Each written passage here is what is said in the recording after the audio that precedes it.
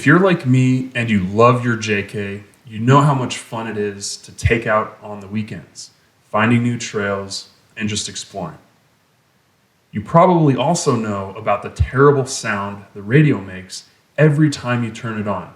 For about 30 seconds, Uconnect spends way too long trying to find your phone, and this blood-curdling sound plays before the Bluetooth connects.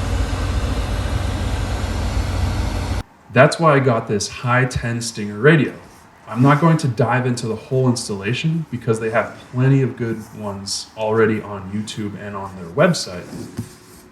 In this video, I'm going to show you how to set up your Apple CarPlay or Android Auto through the hidden USB port inside of the center armrest. Instead of having a bunch of cables coming out of the center console, it neatly tucks everything away.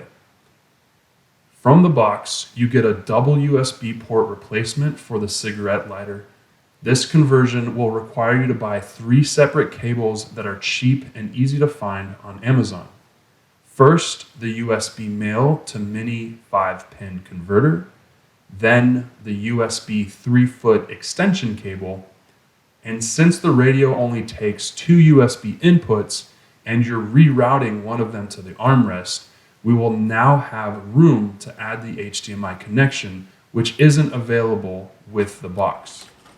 The cigarette lighter pops off and you slide the new piece in its place.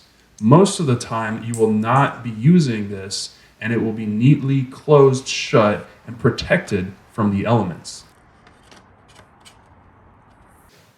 As you can see in the back of the radio, there are only 2 USB ports available, and that single HDMI input as well.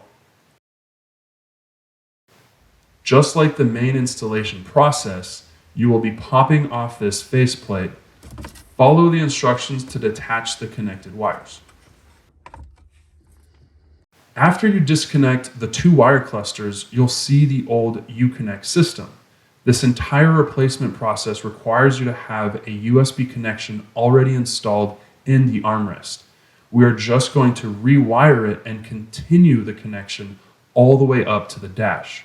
So go ahead and remove the 2 screws, and it's up to you if you want to trash the unit or screw it back in later. Once you take it out and disconnect the panel, you should see the mini 5-pin wire sticking out. This is what the first converter is for, changing the existing mini 5 to a USB connection.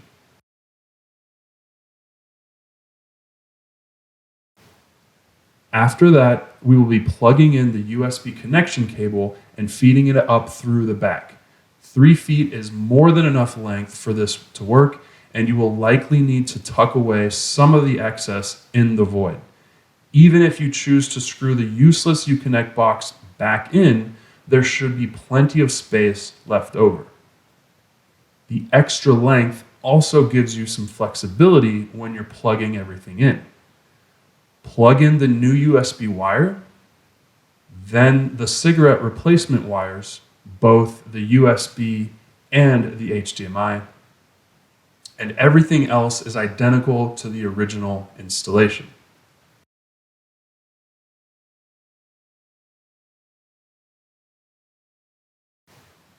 Before slapping on the faceplate, you will really want to check all of the capabilities. So plug that USB into your phone and make sure that it's really working nicely. Snapping the screen on this is such a pain, you really don't want to do it twice. And there you go. Now you have a Jumbotron inside of your favorite little Jeep, and you are still better than the Bronco.